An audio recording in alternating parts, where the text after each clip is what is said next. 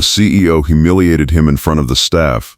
Then the single dad signed the acquisition. Part 1. Marcus had stayed up until 2 in the morning reorganizing the quarterly reports, his reading glasses sliding down his nose as the coffee grew cold beside him. His 10-year-old daughter, Sophie, had fallen asleep on the couch in his small home office, her math homework scattered across the cushion beside her. He gently carried her to bed, kissed her forehead, and returned to his desk, because tomorrow, everything was supposed to change. Tomorrow, he would present the acquisition strategy that could finally secure their future, that could mean Sophie wouldn't have to wear hand-me-down clothes anymore, that could mean he could work less and be present more. But what Marcus didn't know was that tomorrow would shatter him in the most public, humiliating way possible, forcing him to confront a truth he'd been running from for years, that sometimes the greatest victories come only after the deepest defeats. If you believe in second chances and the transformative power of kindness, please like, comment, share, and subscribe to Kindness Corner. Stories like Marcus's remind us that humanity can spark greatness in the most unexpected moments. Let's build a community that celebrates resilience and compassion together. Marcus had been working at Apex Solutions for 7 years. 7 years of arriving before dawn, staying long after the office lights dimmed, perfecting every presentation, every spreadsheet, every strategic recommendation. He wasn't the most naturally gifted employee, he knew that. He wasn't the Harvard graduate or the Silicon Valley prodigy. He was the single father who'd clawed his way up from the warehouse, who'd taught himself finance through YouTube videos and library books, who'd earned a night degree while juggling shifts and parenting responsibilities. But what he lacked in pedigree, he made up for in dedication, in hunger, in the kind of quiet determination that comes from having someone depending on you for everything. The company's top brass had finally noticed him 6 months ago.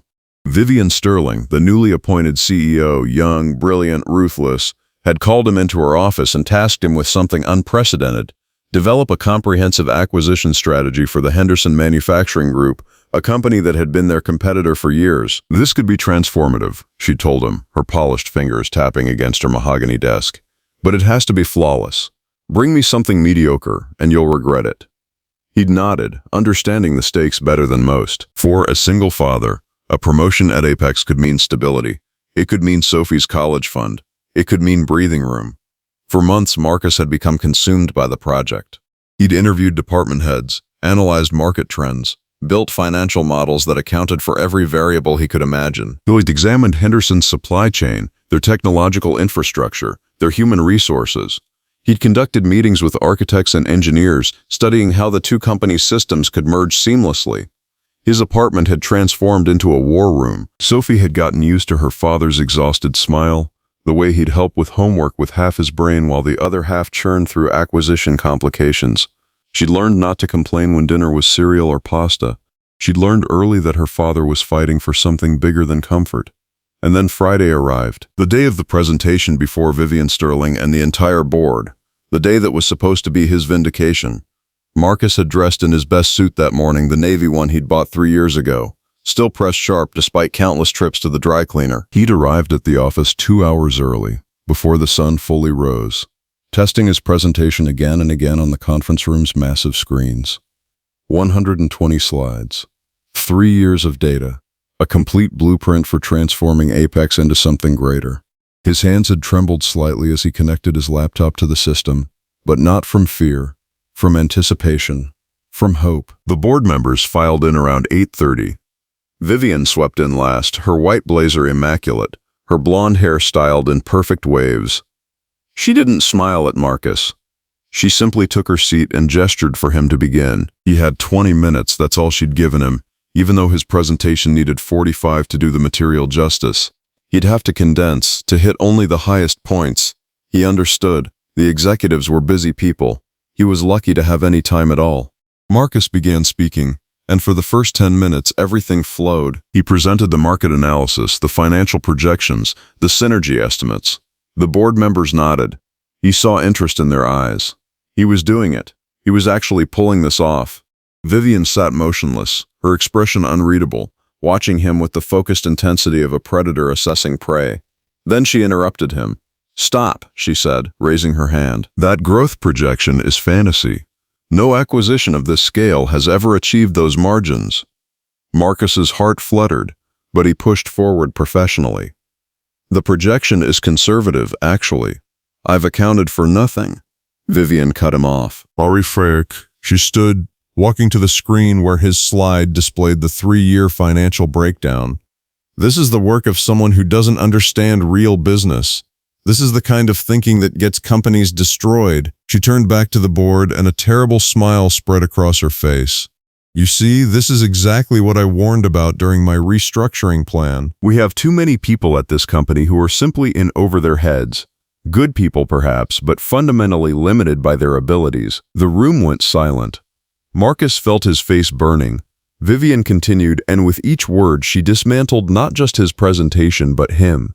She questioned his competence, his judgment, his qualifications. She suggested, in front of everyone, that he'd been promoted too quickly, that he'd never had the intellectual capacity for strategic work, that his entire 7-year track record at the company had been a series of lucky guesses rather than intelligent decisions. She picked apart his projections line by line, finding fault not just in the data but in his methodology and his assumptions, in the very foundation of his thinking. I think what we've learned here, she said, turning to face him directly, and this was the moment that would haunt him, is that some people simply cannot compete at the highest levels. No matter how hard they work, some people are just fundamentally limited. She paused, letting that sink in, watching his face crumble. Actually, Marcus, do you know what? I've made a decision. You're fired, right now. Effective immediately. Security will escort you from the building.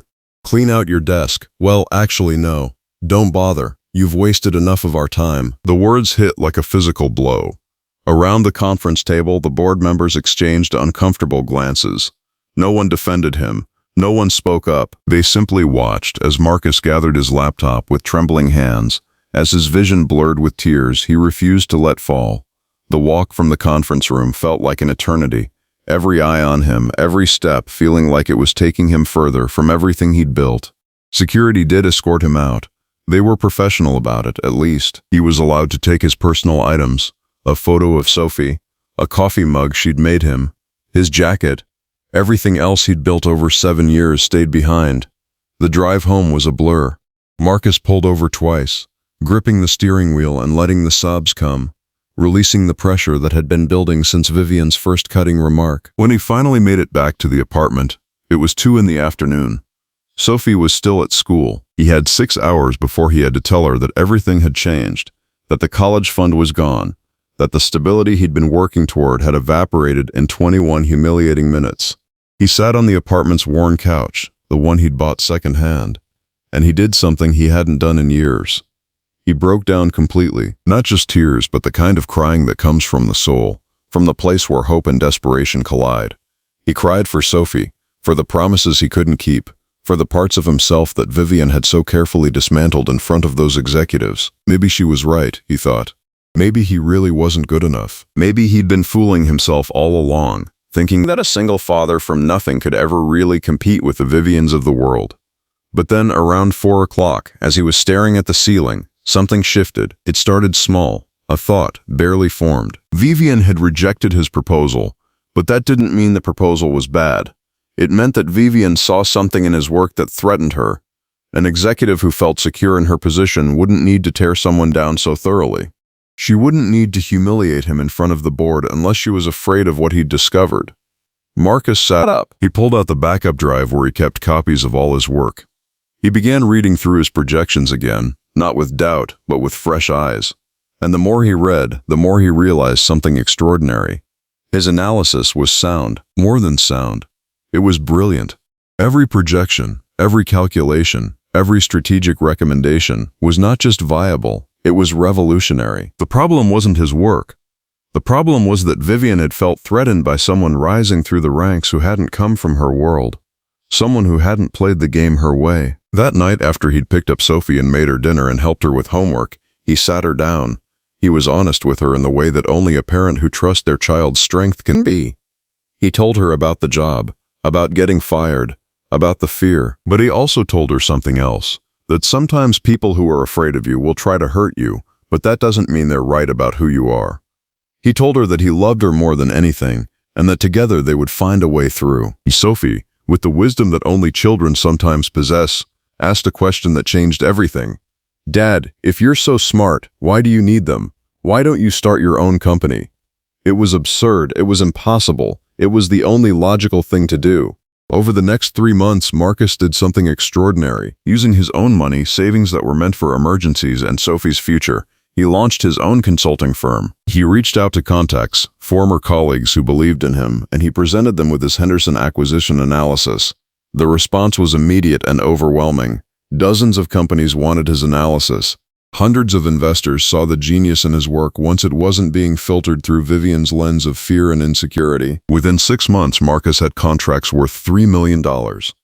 Within a year, his consulting firm had grown to include a team of 12 brilliant analysts. His work caught the attention of Henderson Manufacturing themselves, the very company that had been the subject of his original proposal. They wanted him to manage a strategic partnership instead of a full acquisition, something that was actually better than what he'd originally proposed. The deal was worth 10 times what an Apex acquisition would have been. Then came the invitation. Henderson Manufacturing was having a gala, celebrating the new partnership. They'd invited Apex's board of directors. Vivian Sterling would be there. Marcus stood in his apartment the morning of the gala, looking at himself in the mirror. He'd bought a new suit, a black one, tailored perfectly, worth more than his old interview suit. Sophie had helped him pick it out, and she'd told him he looked like a superhero. He smiled at that thought. Maybe he was becoming one. The gala was held in one of the city's grandest hotels, all crystal chandeliers and polished marble floors. Marcus walked in with his head high, and it took only moments for Vivian to see him. Recognition flashed across her face, followed by something more complex. Fear, maybe, or the sudden understanding that she'd made a terrible mistake. Later that evening, as Marcus was discussing partnership details with Henderson's board, Vivian approached. "Marcus," she said, her voice carefully controlled, "I owe you an apology. I made mistakes in how I handled your evaluation." Marcus looked at her, this woman who tried to destroy him, and he felt something unexpected. Not anger, but pity. Because she would never understand what he'd learned in those dark months after she'd fired him. She would never know the strength that comes from being broken and choosing to rebuild yourself. She would never know the power of having a child's faith in you, keeping you tethered to purpose when everything else has been stripped away. "Thank you for the apology," Marcus said simply, "and thank you for the greatest gift you ever gave me." "What gift?" she asked, confused.